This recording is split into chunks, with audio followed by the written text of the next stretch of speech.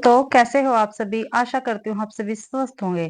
मैं आप सभी का अपने चैनल हिंदी क्लासेस में बहुत बहुत स्वागत करती हूँ। तो भाई मैंने आप सभी के लिए हिंदी साहित्य की चैप्टर वाइज सीरीज चला रखी है। ठीक है, 4 चैप्टर हम कर चुके हैं। 5वां चैप्टर है अपना आधुनिक काल का। और आधुनिक काल में भी भाई भारतेंदु भी हमारा कंप्लीट हो गया है। द्विवेदी काल हम कर रहे हैं।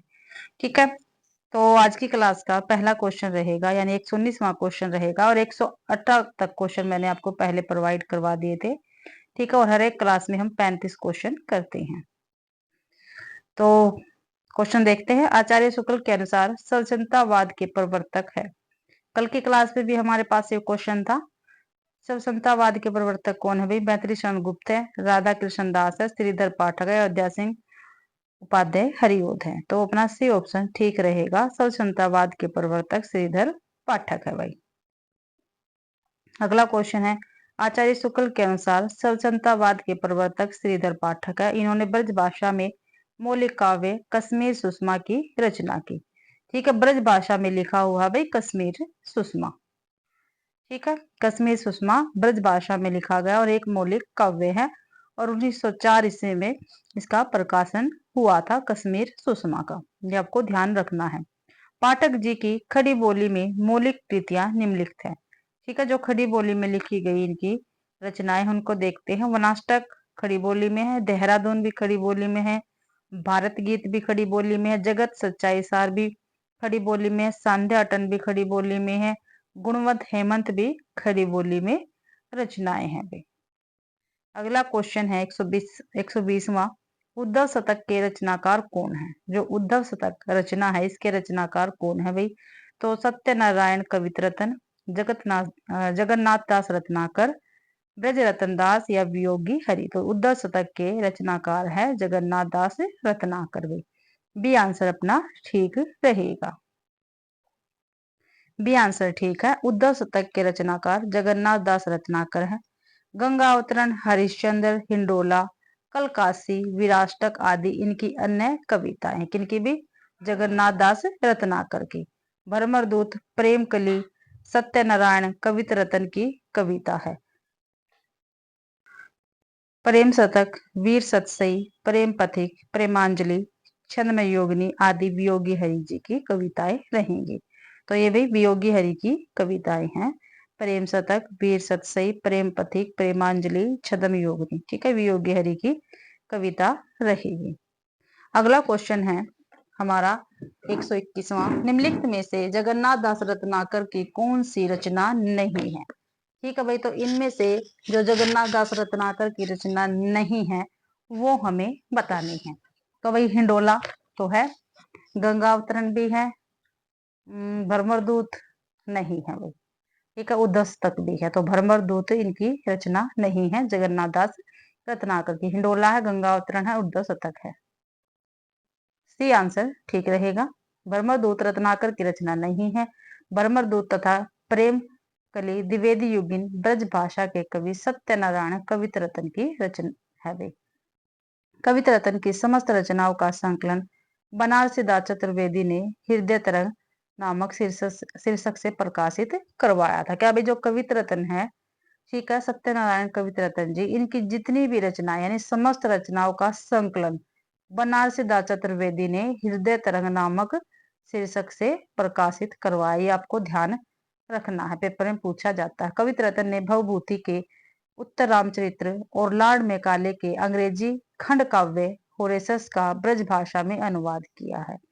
ठीक है भाई, भवभूति के उत्तर रामचरित्र और लॉर्ड मैकाले के अंग्रेजी खंड काव्य का होरेसस का, ठीक है, ये लॉर्ड मैकाले का जो खंड काव्य, क्या नाम इसका? होरेसस का ब्रज भाषा में अनुवाद किया है। जबकि गंगा अवतरण, उद्धव शतक, हरिश्चंद्र, हिंडोला, श्रृंगार लहरी, कलकासी, विराष्टक आदि रचनाएं द्विवेदी युगिन ब्रजभाषी कवि जगन्नाथ दास रत्नाकर की रहेगी। और गंगा अवतरण का प्रकाशन कब हुआ था? 1927 में। उद्धव शतक का 1929 में। हिंडोला और हरिश्चंद्र का 1984 में भी। आगे है, जो नोट वाले होते हैं काफी महत्वपूर्ण होते हैं। जगन्नाथ दास रत्नाकर उर्दू में जकी उपनाम से कविता करते थे। ठीक है, रत्नाकर ने अंग्रेजी विद्वान पोप के ऐसे ऑन क्रिटिसिज्म का रोला छंद में समालोचना दर्श शीर्षक से अनुवाद किया है। अगला क्वेश्चन है, हल्दी घाटी वीर रस प्रधान प्रबंध काव्य है। ठीक है, किसका है भाई? ये जो हल्दी घाटी है ये क्या है? एक वीर रस प्रधान प्रबंध काव्य है, लेकिन है किसका? ये कल भी हमारे क्वेश्चनों में आया था। तो श्याम नारायण पांडे का, नवीन का, सोहन लाल द्विवेदी का, इनमें से कोई नहीं। तो हल्दी घाटी वीर रस प्रधान प्रबंध काव्य श्याम नारायण पांडे का रहेगा। ए ऑप्शन अपना बिल्कुल ठीक है। हल्दी घाटी श्याम नारायण पांडे की कृति है। यह वीर रस प्रधान काव्य है। इनकी अन्य महत्वपूर्ण रचनाएं हैं जय हनुमान, तुमुल, रिमझिम तथा जोहर। अगला क्वेश्चन है, वह हृदय नहीं है पत्थर है। क्या भाई? वह हृदय नहीं है पत्थर है जिसमें स्वदेश का प्यार नहीं। यह प्रसिद्ध काव्य पंक्तियां निम्नलिखित में से किस कवि द्वारा रचित है? तो ये किसकी है भाई पंक्ति? दया प्रसाद शुक्ल स्नेही की, मैथिली शरण गुप्त की, माखनलाल चतुर्वेदी की या पंडित राम नरेश त्रिपाठी की। तो वह हृदय नहीं पत्थर है जिसमें स्वदेश का प्यार नहीं, तो ये गया प्रसाद शुक्ल स्नेही जी की पंक्तियां रहेंगी। ये ऑप्शन अपना बिल्कुल ठीक है। उपयुक्त प्रसिद्ध काव्य पंक्ति गया प्रसाद शुक्ल स्नेही द्वारा रचित है। इनके द्वारा रचित काव्य कृतियां हैं कृषक क्रंदन, प्रेम पच्चीसी, राष्ट्रीय वीणा, त्रिशूल तरंग, करुणा कांतिमनी आदि भी। अगला क्वेश्चन है, इनमें से कौन सा कवि सतसईकार है? ठीक है भाई, इनमें से कौन सा कवि सतसईकार है? तो केशवदास, पद्माकर, सियाराम शरणगुप्त, वियोगी हरि। तो वियोगी हरि क्या है? सतसईकार रहेंगे। डी आंसर अपना ठीक है। वियोगी हरि सतसईकार है। इनका पूरा नाम हरि प्रसाद द्विवेदी था। इन्होंने वीर सतसई नामक कृति की रचना की, जिस पर इन्हें मंगला प्रसाद पारितोषिक प्राप्त हुआ। इनके रचित काव्य हैं प्रेम शतक, प्रेमांजलि, प्रेम पथिक, मेवाड़ केसरी तथा गद काव्य अंतर्नाद, तरंग, प्रार्थना, श्रद्धाकर्ण, पगली इत्यादि है भाई। अगला क्वेश्चन है, इनमें से जगन्नाथ दास रत्नाकर की कृति छाटी है। जो जगन्नाथ दास रत्नाकर की रचना है वो हमें बतानी है। उद्धव शतक, भ्रमर गीत, गीतावली या रश्मिरथी। तो उद्धव शतक जगन्नाथ दास रत्नाकर की रचना रहेगी। ए ऑप्शन अपना बिल्कुल ठीक रहेगा भाई। जगन्नाथ दास रत्नाकर की कृति उद्धव शतक है। यह एक प्रबंध काव्य है। इनकी अन्य रचनाएं गंगा अवतरण, हिंडोला, कलकासी, सिंगार लहरी, गंगा लहरी, विष्णु लहरी, रत्नाष्टक, विराष्टक आदि है। भ्रमर गीत सूरदास की, गीतावली सूरदास की तथा रश्मिरथी रामधारी सिंह दिनकर की काव्य कृतियां हैं। ठीक है, जो भ्रमर गीत किसकी है भाई? ये तो सूरदास की रचना। गीतावली किसकी है? तुलसीदास की। रश्मिरथी किसकी है? ये रामधारी सिंह दिनकर की रचना रहेगी। अगला क्वेश्चन है, ब्रज भाषा आधुनिक कालीन प्रसिद्ध कवि है। ब्रज भाषा के भाई आधुनिक कालीन प्रसिद्ध कवि कौन से ब्रज भाषा के पूछे हैं? कल भी एक क्वेश्चन आया था। तो मैथिली शरण गुप्त है, हरिओध है, जगन्नाथ दास रत्नाकर, भारतेंदु हरिश्चंद्र है।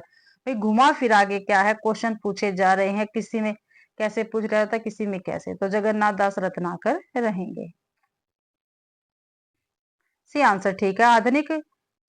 आधुनिक ब्रज भाषा कवियों में रत्नाकर जी को मूर्धन्य स्थान प्राप्त है। प्रौढ़ और चित्र में ब्रज भाषा के प्रयोग में ये रीति काल के श्रेष्ठ कवियों के समकक्ष है। उद्धव, गंगा अवतरण, सिंगार लहरी, हरिश्चंद्र, हिंडोला आदि इनके प्रमुख काव्य हैं, ग्रंथ है। ठीक है, अगला क्वेश्चन है 127वां। निम्नलिखित में से कौन सा काव्य ग्रंथ अयोध्या सिंह उपाध्याय हरिओद का है? ठीक है भाई, इनमें से कौन सा काव्य ऐसा है, ठीक है, काव्य ग्रंथ जो अयोध्या सिंह उपाध्याय हरिओद जी का रहेगा? तो पद्य प्रसून, मृत्युंजय, प्रेम पंचीसी या देव सेना। तो ए ऑप्शन अपना बिल्कुल ठीक रहेगा। पद्य प्रसून क्या है? अयोध्या सिंह उपाध्याय हरिओद जी का काव्य ग्रंथ है। आगे क्वेश्चन देखते हैं। सो व्याख्या है। आंसर ए बिल्कुल ठीक है। पद्य प्रसून काव्य ग्रंथ अयोध्या सिंह उपाध्याय हरिओद का है। इनकी अन्य कृतियां हैं प्रिय प्रवास, चुपते चौपदे, चोखे चौपदे, बोलचार, रस कलश, वैधि वनवास। जबकि मृत्युंजय राय देव प्रसाद पूरन की, प्रेम पंचसी गया प्रसाद शुक्ल स्नेही की तथा देवसेना रामचरित उपाध्याय की कृति है। अगला क्वेश्चन है भाई, कविता करके तुलसी न लसे, कविता लसी पा तुलसी की कला। तुलसीदास की जी के लिए यह प्रशस्ति वचन इनमें से किसका? और ये काफी महत्वपूर्ण भाई कथन है और काफी बार पेपर में पूछा गया है। क्या भाई? कविता करके तुलसी न लसे, कविता लसी पा तुलसी की कला। तो ये किसका कथन है भाई? तो अयोध्या सिंह उपाध्याय हरिओद का है, जगदम्बा प्रसाद हितैषी का है, नाभादास का, जगन्नाथ दास रत्नाकर का है। तो ये भाई अयोध्या सिंह उपाध्याय हरिओद जी का कथन रहेगा। कविता करके तुलसी न लसे, कविता लसी पा तुलसी की कला। तो अयोध्या सिंह उपाध्याय हरिओद जी का कथन है भाई। आगे देखते हैं, 129वां क्वेश्चन है, रत्नाकर कृत उद्धव शतक किस भाषा में लिखा गया है? ठीक है, जो जगन्नाथ दास रत्नाकर जी है, इनका जो उद्धव शतक इनकी रचना है वो किस भाषा में? अभी ऊपर एक क्वेश्चन आया था, जो जगन्नाथ दास रत्नाकर है इनका संपूर्ण काव्य कौन सी भाषा में है? कल आया था एक क्वेश्चन, ठीक है, और आज पूछा था, ठीक है, ब्रज भाषा के इनमें से कौन से कवि है? तो भाई कौन है? जगन्नाथ दास रत्नाकर। और जो जगन्नाथ दास रत्नाकर है इनका जितना भी संपूर्ण इनका, ठीक है, इनकी रचनाएं है वो ब्रज भाषा में, ये आपको ध्यान रखना। और ये द्विवेदी युग के क्या है? कवि रहेंगे, तो ब्रज भाषा में है भाई, ठीक है, बी ऑप्शन बिल्कुल ठीक है। रत्नाकर कृत उद्धव शतक ब्रज भाषा में लिखा गया काव्य ग्रंथ है। रत्नाकर का पूरा नाम जगन्नाथ दास रत्नाकर है। ये द्विवेदी युगीन ब्रज भाषा के कवि हैं, ये आपको ध्यान रखना भाई, ठीक है। इनकी रचनाएं हरिश्चंद्र, गंगा अवतरण, उद्धव शतक, हिंडोला, कलकासी, समालोचना दर्श, श्रृंगार लहरी, गंगा लहरी, विष्णु लहरी, रत्नाष्टक, विराष्टक, परकिरण, पद्मावली है भाई। अगला क्वेश्चन है, भारत भारती काव्य का प्रकाशन कब हुआ था? तो कब हुआ था भाई? 1912 ईस्वी में हुआ था, ठीक है। हम बार बार ये क्वेश्चन करते हैं तो हमारे लिए क्या है, ये काफी महत्वपूर्ण हो जाते हैं और हमें ये याद भी हो जाते हैं भाई। आंसर सी बिल्कुल ठीक है। भारत भारती काव्य का प्रकाशन 1912 ईस्वी में हुआ था। इस काव्य कृति के रचनाकार मैथिली शरण गुप्त है। इस रचना से प्रभावित होकर महात्मा गांधी ने मैथिली शरण गुप्त को राष्ट्र कवि की उपाधि दी थी भाई। अगला क्वेश्चन है, गुप्त जी के प्रमुख ग्रंथ है रंग में भंग 1909 में, जयद्रथ वध 1910 में, किसान 1917 में, झनकार 1929 में, साकेत 1931 में, यशोधरा 1932 ईस्वी में, पंचवटी 1925 ईस्वी में, द्वापर 1936 ईस्वी में, विष्णु प्रिया 1957 ईस्वी में थे। और ये मैथिली शरण गुप्त जी के प्रमुख ग्रंथ रहेंगे, ये आपको ध्यान रखना है। रचना काल के आरोही क्रम में सुव्यवस्थित वर्ग कौन सा है? ठीक है भाई, आरोही क्रम में बताना है, सुव्यवस्थित क्रम इनमें से कौन सा रहेगा? साकेत, यशोधरा, जय भारत और द्वापर। देखो भाई, जो साकेत है, ठीक है, इसका प्रकाशन कब हुआ था? 1931 में, ठीक है। और जो यशोधरा है इसका हुआ था 1932 में, ठीक है। द्वापर का हुआ था 1936 में, और जो जय भारत है इसका हुआ था 1952 में, ठीक है। पहले साकेत फिर यशोधरा, नहीं, पहले साकेत है, फिर है भाई 1932 में यशोधरा, ठीक है। पहले साकेत आएगा फिर यशोधरा आएगा, ठीक है। तो दिन में तो है, ऊपर दो ऑप्शन और देख लेंगे, ठीक है। फिर आएगा द्वापर 1936 में, द्वापर यहाँ पीछे है, यहाँ पे जय भारत आगे, इसलिए दोनों तो होंगे नहीं भाई, ठीक है। देखते हैं आगे, आगे ऑप्शन में देखते हैं भाई।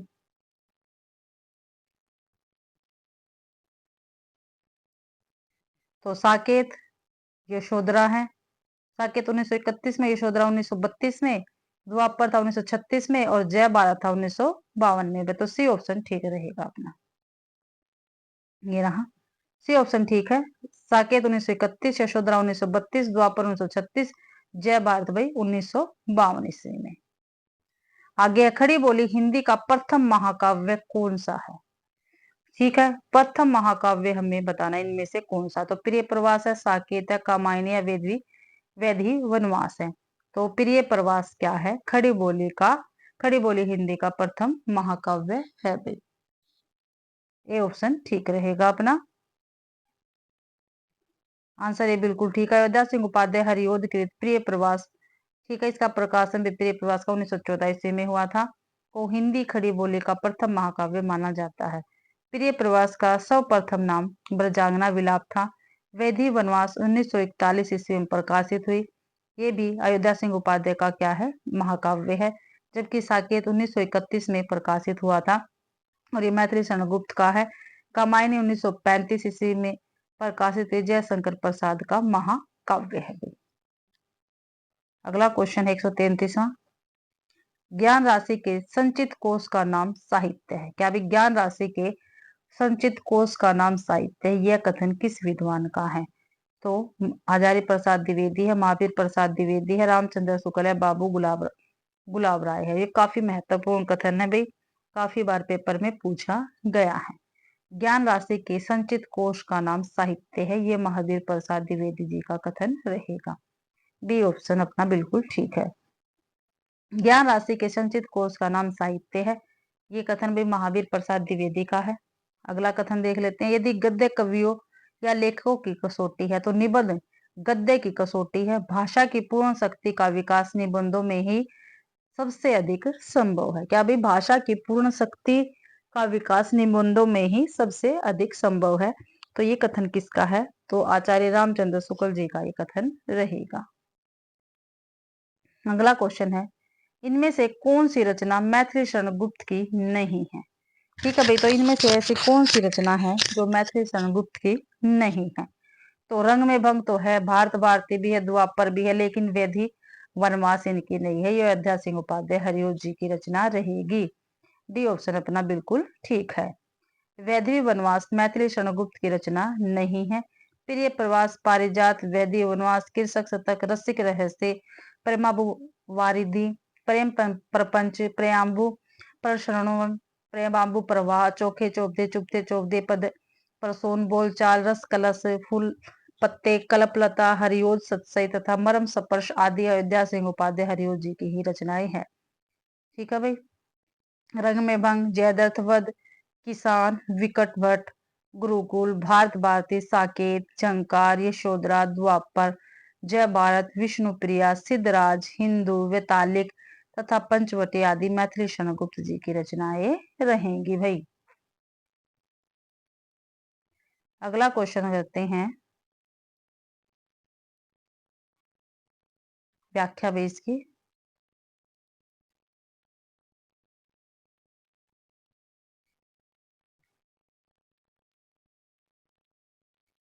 तो भाई कौन सा क्वेश्चन रह गया हमारा? अगला क्वेश्चन है भाई, यदि द्विवेदी जी ने उठ खड़े होते तो जैसे अव्यवस्थित, व्याकरण विरुद्ध और उठ पटांग भाषा चारों ओर दिखाई पड़ी थी, उसकी परंपरा जल्दी न रुकती, यह कथन किसका है? क्या भाई यदि द्विवेदी जी ने उठ खड़े होते तो यह अव्यवस्थित, व्याकरण विरुद्ध और ऊट पटांग भाषा चारों ओर दिखाई पड़ी थी, उसकी परंपरा जल्दी न रुकती, तो यह कथन किसका है? तो ये रामचंद्र शुक्ल जी का, श्याम सुंदर दास का, आचार्य प्रसाद द्विवेदी का, गणपति चंद्र गुप्त जी का। तो ये रामचंद्र शुक्ल जी का कथन रहेगा। और जितने भी रामचंद्र शुक्ल जी के कथन वो काफी महत्वपूर्ण होते हैं, तो प्लीज इनकी बुक को आप रीड जरूर करें, हिंदी साहित्य का इतिहास। ठीक है, आंसर है, यदि द्विवेदी जी न उठ खड़े होते तो जैसे अव्यवस्थित, व्याकरण विरुद्ध और ऊट पटांग भाषा चारों ओर दिखाई पड़ी थी, उसकी परंपरा जल्दी न रुकती। यह कथन आचार्य रामचंद्र शुक्ल का है, जो उन्होंने आचार्य महावीर प्रसाद द्विवेदी जी के लिए कहा है। और भाई मैंने इस क्लास के साथ आपके लिए हिंदी साहित्य की क्लास चला रखी है, थ्योरी की। ठीक है, तो प्लीज आप उन क्लासों को भी जरूर से जरूर देखें, क्योंकि क्या है आजकल बहुत ज्यादा डीपली क्वेश्चन पूछे जाते हैं, चाहे हमारा टीजीटी का पेपर हो, ठीक है, चाहे हमारा यूजीसी नेट तक का पेपर हो।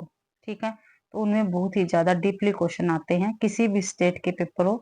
ठीक है, तो प्लीज आप उन क्लासों को भी जरूर से जरूर देखें, थ्योरी क्लासे हैं हिंदी साहित्य की।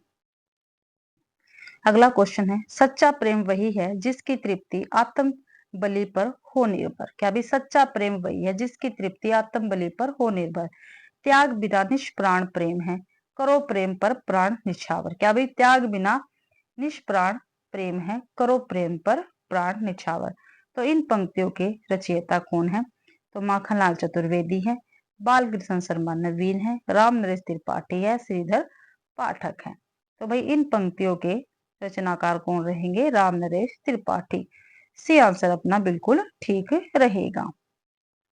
सच्चा प्रेम वही है जिसकी तृप्ति आत्म बलि पर हो निर्भर, त्याग बिना निष्प्राण प्रेम है, करो प्रेम पर प्राण निछावर। इन पंक्तियों के रचयिता राम नरेश त्रिपाठी हैं। अन्य लेखकों की पंक्तियां इस प्रकार है।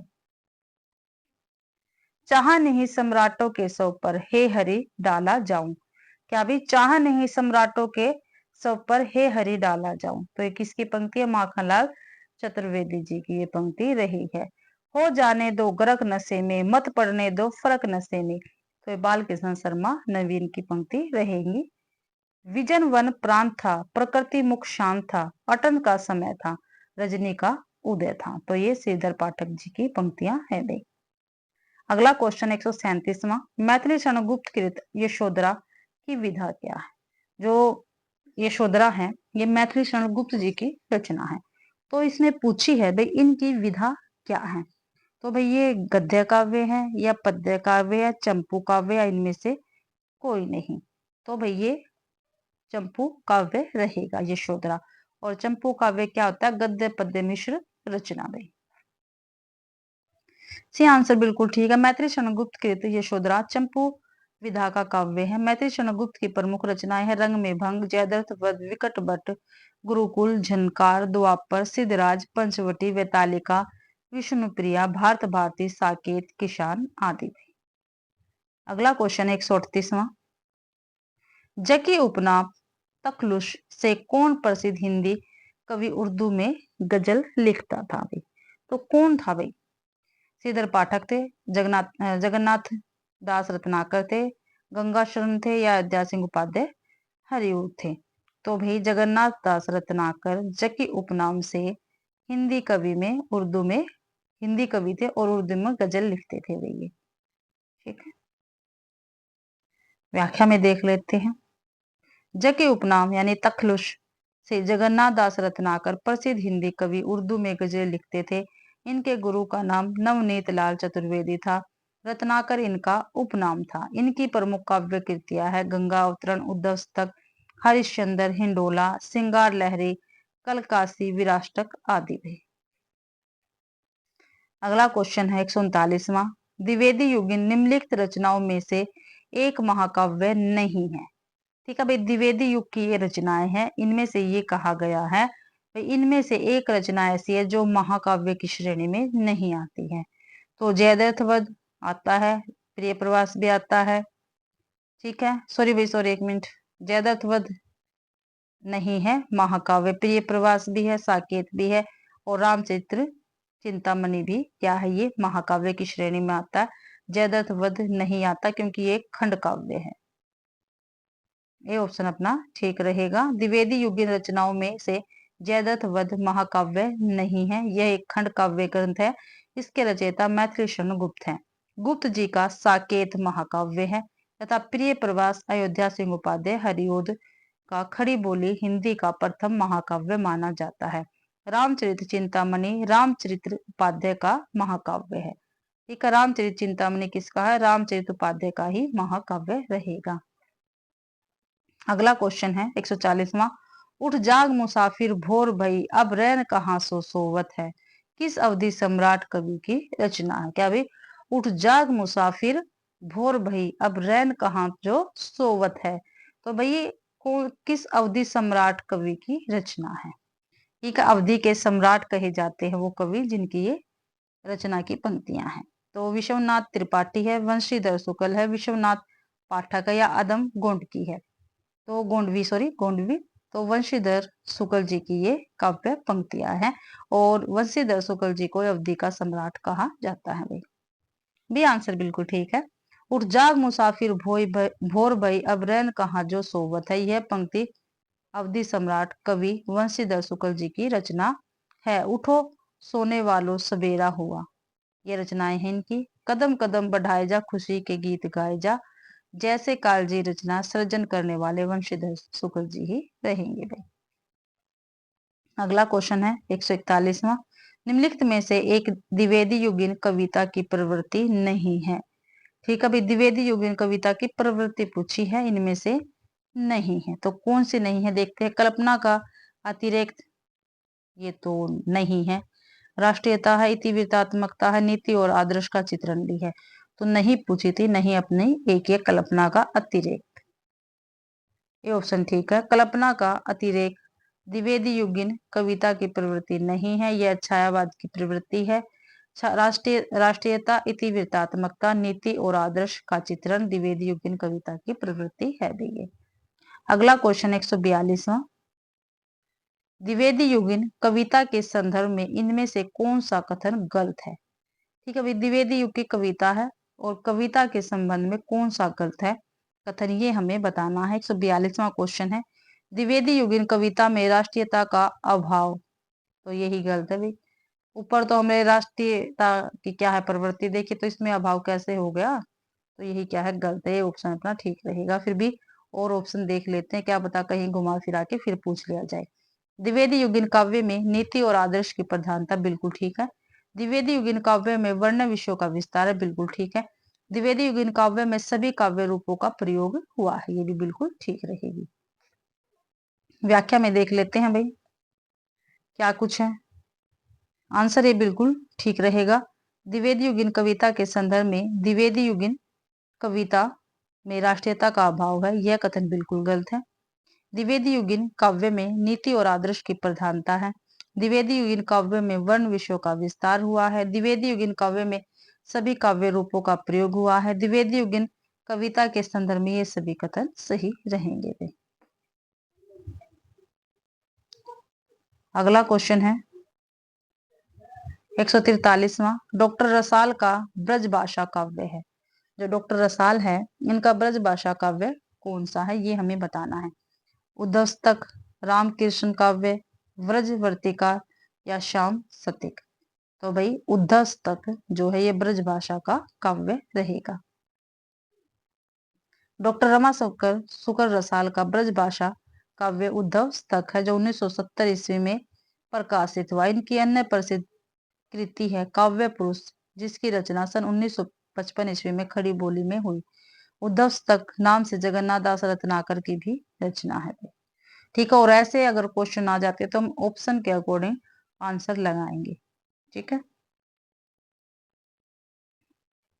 अगला क्वेश्चन है, धाराधर धावन शीर्षक से कालिदास के मेघदूत का अत्यंत सरस पद्यबद्ध अनुवाद निम्न में से किसने किया है। क्या भी धाराधर धावन, तो मैथिली शरण गुप्त ने, राय देवी प्रसाद पूर्ण ने, गया प्रसाद शुक्ल स्नेही ने, रामचरित उपाध्याय ने। तो अभी धराधर धावन शीर्षक से कालिदास के मेघदूत का अत्यंत सरस पद्यबद्ध अनुवाद किसने किया है, राय देवी प्रसाद पूर्ण ने। भी आंसर ठीक रहेगा, भी आंसर ठीक है अपना। धाराधर धावन शीर्षक से कालिदास के मेघदूत का अत्यंत सरस पद्यबद्ध अनुवाद राय देवी प्रसाद पूर्ण ने किया है। इनकी प्रमुख कृतियां है स्वदेश कुंडल, मृत्युंजय, राम रावण विरोध और अमल तासवे। ठीक है, ये राय देवी प्रसाद पूर्ण जी की रचनाएं रहेंगी। 145वां क्वेश्चन है, कविता प्रभावशाली रचना है। क्या भी कविता जो है वो प्रभावशाली रचना है, जो पाठक या श्रोता के मन पर आनंददायी प्रभाव डालती है। काव्य के संबंध में यह विचार किसके है, तो भाई किसके विचार है ये हमें बताना है। तो आचार्य महावीर प्रसाद द्विवेदी के है, आचार्य रामचंद्र शुक्ल जी के है, जयशंकर प्रसाद के है, महावीर महादेवी वर्मा के हैं।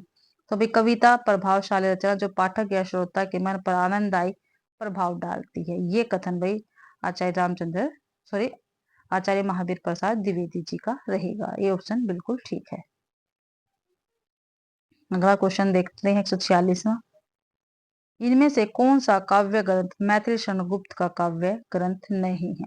जो मैथिली शरण गुप्त जी का काव्य ग्रंथ नहीं है वो हमें बताना है। जय भारत तो है, विष्णु प्रिया भी है, द्वापर भी है, लेकिन मानसी इनका नहीं है। तो डी आंसर अपना ठीक रहेगा।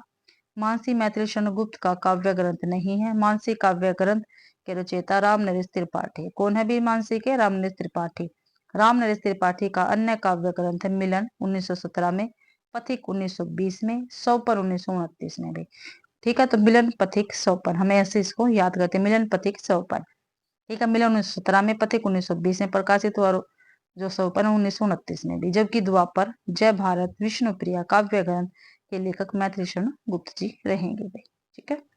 अगला क्वेश्चन है 147वां, राम तुम्हारा चरित्र स्वयं ही काव्य है। क्या भाई? राम तुम्हारा चरित्र स्वयं ही काव्य है, कोई कवि बन जाए सहज स्वभाव है। ठीक है। कोई कवि बन जाए सहज संभाव्य है, तो यह किस कवि ने कहा है? तो मैथिली शरण गुप्त ने, दिनकर ने, महावीर प्रसाद द्विवेदी ने, या हरिओद ने? तो भाई मैथिली शरण गुप्त ने कहा है, राम तुम्हारा चित्र स्वयं ही काव्य है, कोई कवि बन जाए सहज संभाव्य है। अगला क्वेश्चन देखते हैं, सॉरी व्याख्या है भाई। उपयुक्त पंक्तियों का विवरण इस प्रकार है, राम तुम्हारा चरित्र स्वयं ही काव्य है, कोई कवि बन जाए सहज संभाव्य है। तो मैथिली शरण गुप्त जी की पंक्तियां रहेंगे।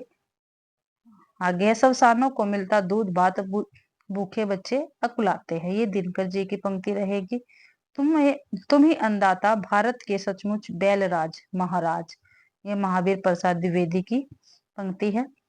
दिवस का अवसान समीप था, गगन था कुछ लोहित हो चला, तो ये हरिओ जी की पंक्तियां रहेंगी भाई। आगे 148वां क्वेश्चन है, निम्नलिखित में से किस प्रबंध काव्य की रचना इस उद्देश्य से हुई कि उर्मिला काव्य की उपेक्षिता न रह जाए? ठीक है। जो उर्मिला है लक्ष्मण की पत्नी, वो काव्य की उपेक्षिता न रह जाए। गुरुकुल, साकेत, रंग में बंग या पंचवटी? तो भाई जो साकेत है, ठीक है, उसकी रचना भाई क्या है? उर्मिला काव्य की उपेक्षिता न रह जाए इसलिए की गई है। ये आंसर ठीक है। साकेत प्रबंध काव्य की रचना इस उद्देश्य से हुई है कि उर्मिला काव्य की उपेक्षिता न रह जाए। साकेत, गुरुकुल, पंचवटी, रंग में बंग आदि रचनाएं मैथिली शरण गुप्त जी की रहेंगी। अगला क्वेश्चन है भाई 149वां, हिंदी के व्याकरण की शुद्धता और भाषा की सफाई का प्रवर्तक किसे माना जाता है? क्या भाई हिंदी के व्याकरण की शुद्धता और भाषा की सफाई का प्रवर्तक किसको माना जाता है? हजारी प्रसाद द्विवेदी को, जयशंकर प्रसाद को, भारतेंदु हरिश्चंद्र को, या महावीर प्रसाद द्विवेदी को? तो महावीर प्रसाद द्विवेदी को हिंदी की व्याकरण की शुद्धता और भाषा की सफाई का प्रवर्तक माना जाता है।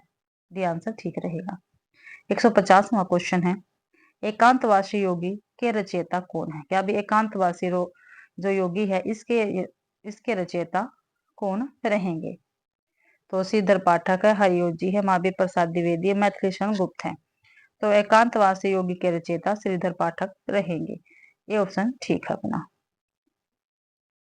एकांतवासी योगी के रचयिता श्रीधर पाठक है। यह गोल्ड स्मिथ की कृति हर्मिट का अनुवाद है।